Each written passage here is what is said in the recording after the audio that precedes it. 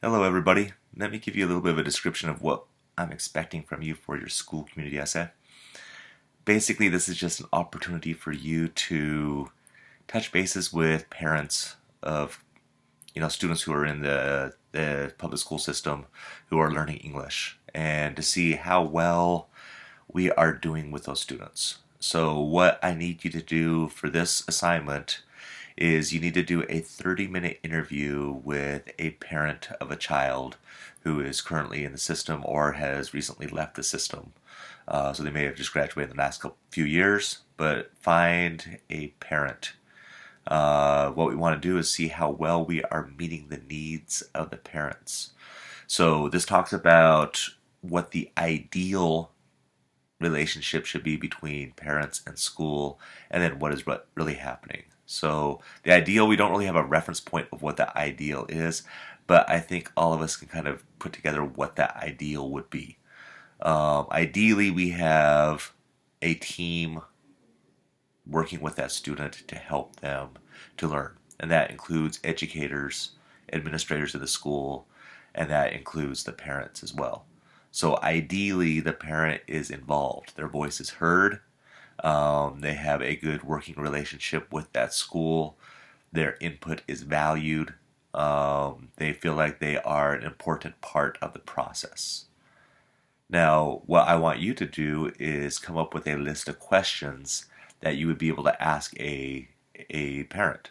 Now, these questions shouldn't be leading, so it's not assuming that they have a bad relationship or things are not working with the school or whatever it may be. So you don't want to say, why isn't your student being served properly? That would be a leading question. Instead, what you would want to say is, questions like, are you happy with your relationship between or with the school? Do you feel like you are involved in decisions with your child? Do you feel like you're fully informed? What impact would language have in your relationship with the school? And let them fill in the details of it. So they say, oh, language is a barrier, great. Then you start getting some information from them. However, they say, my school communicates with me really well. Then that may go more into your ideal and say, hey, that does fit kind of the ideal that the communication is there. You can prepare follow-up questions. Say, okay, how do they communicate with you? And then you get specific examples. Or you can have questions saying, hey, what modifications would you make? How would you change your relationship with the school? What could the school do differently um, in order to improve communications with you? Whatever it may be. But I want you to ask those questions. Take 30 minutes. You should be able to find somebody from your Shine group if you've built some relationships with them in order to just pull them aside and make an interview with them.